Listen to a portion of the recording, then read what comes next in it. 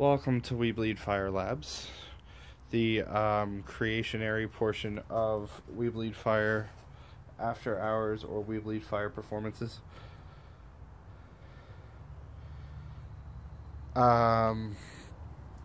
Big thing, I'm shooting this intro out of order. I've already built everything, given a little demonstration, and without further ado, here we go. So normally, if I can, I try to build props, but I also buy props just like anybody else if I have a little bit of money on me. Most of the time I try to build my own stuff because I don't have money.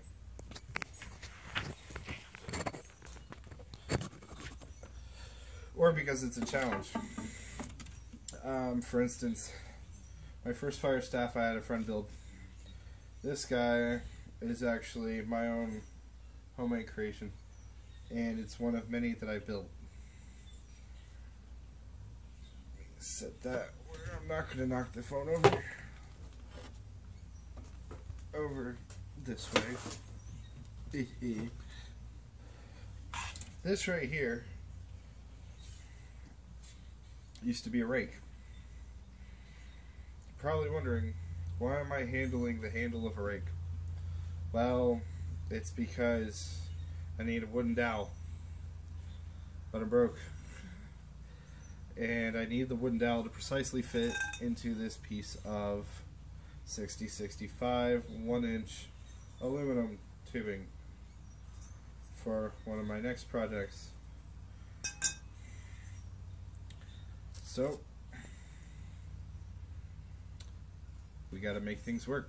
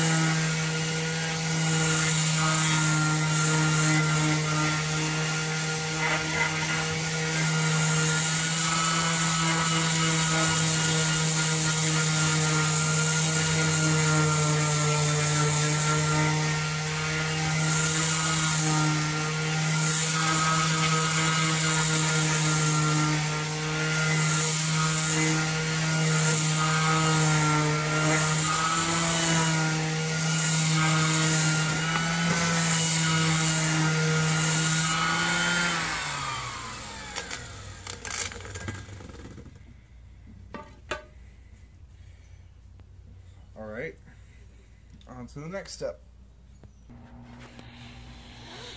Alright, sanding's done. Got the piece to about 7/8 of an inch thin, which is about the inner diameter of the aluminum pole. I tapered the edges of the wood and then hammered it on both ends. I'm going to start drilling soon. Now with some washi tape and some good old electrical tape, we're going to go ahead and decorate things. Because I'm a procrastinator, I don't have access to a drill at the moment, and I don't feel like drilling. The palm sander really took a lot out of my hands. So, one second. Alright. So, the wrapping job is done. The only exposed bits of metal are the very ends. It's roughly 2 feet in the grip zone. And contrary to popular belief, I'm using washi tape and electrical tape because you don't need tennis grip all the time. You just need tape. You don't even need tape, honestly.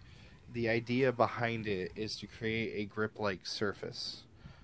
You don't have to have a tacky surface like what tennis grip provides. You just need a surface that has a displaced amount of texture, like the gaps in the tape. It creates a sense of friction and it helps grip better. So when you're twirling and stuff, ignore that. It allows you to hold on to things a little bit easier. it allows you to kind of have like a gecko-like sense of grip on the stuff. Like, tackiness from tennis grip is amazing, but when you don't have tennis grip on you and you have to make do, this is where you go. So there, a little food for thought tidbit in this little project here. On to the next step, or something. So, without further ado, the project has been completed, but my phone died mid-recording, so jump cut, jump cut, jump cut. The holes were drilled, the ends were taped. Not flat enough for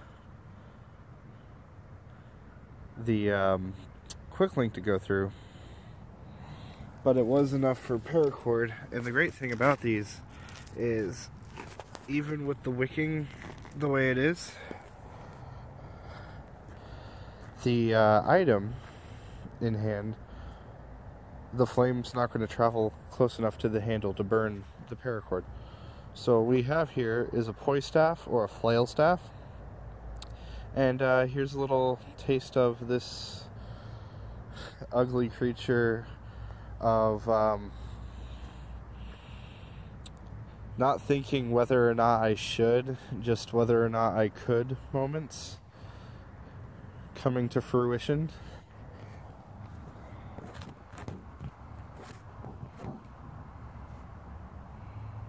Alright, so with a flail staff, you know, it swings like poi, so you can do silly things like, or you can spin it like a normal staff. It just takes a second, and once it gets up to speed, you have to pace yourself.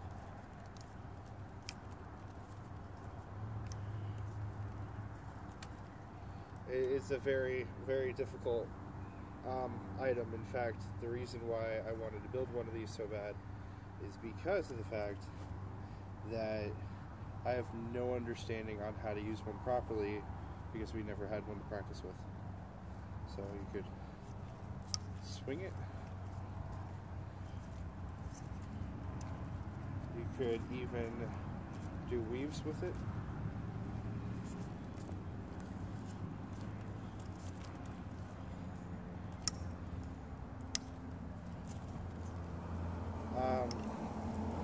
You could even put the flails on one end to kind of, you know, cross manipulate. You could do Ferris wheel like tricks. No, I'm using the practice heads. But it's honestly about just getting it up to speed.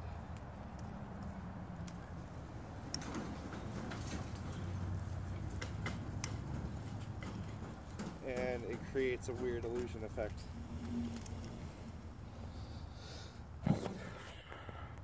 I'll admit, it's probably not the safest of props, but it is fun, and hopefully later we'll get a video of it on fire.